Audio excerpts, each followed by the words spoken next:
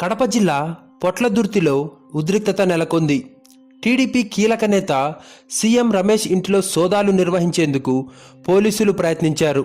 అయితే CM Ramesh search warrant ఉందా అని నిలదీయడంతో వారు వెనుదిరిగినట్లు తెలుస్తోంది.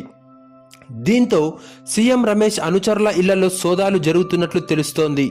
కడప జిల్లాలో టీడీపీలో సీఎం రమేష్ చాలా కీలక నేత.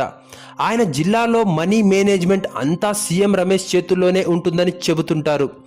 ఈ సమయంలో ఆయన్ను టార్గెట్ చేయడం సంచలనంగా మారింది. మొన్నటికి మొన్న మరో టీడీపీ నేత పుట్టా సుధాకర్ యాదవ్ ఇంట్లోనూ దాడులు జరిగాయి.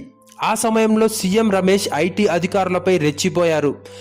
ఏం దొరికాయి చూపించండి అంటూ నిలదీశారు. తాజాగా ఆయన ఇంటిపైనే సోదాలకు ప్రయత్నించడం కలకలం రేపుతోంది.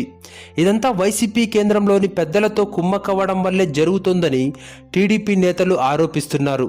వైసీపీ నేతలు మాత్రం ఐటీ దాడులు, పోలీసుల సోదాలు తమ పార్టీ నేతలపైనే గతంలో జరిగాయని, తాము సహకరించామని, ఇలా యాగీ చేయలేదని చెబుతున్నారు. ప్రస్తుత ఎన్నికల సమయంలో ఇప్పుడు టీడీపీపై చేస్తున్న దాడులు కలకలం రేపుతున్నాయి. మొన్నటికి మొన్న సీనియర్ ఎంపీ మురళీమోహన్ తన అనుచరులతో 2 కోట్లు తరలిస్తూ హైటెక్ సిటీ రైల్వే పోలీసులకు అడ్డంగా దొరికిపోయారు. ఈ దెబ్బతో మురళీమోహన్ పరారీలో ఉన్నట్లు వార్తలు వస్తున్నాయి. మరికొద్ది రోజులే ఎన్నికలకు సమయం ఉండడంతో నేతలు సైతం ముందడుగు వేస్తున్నారు.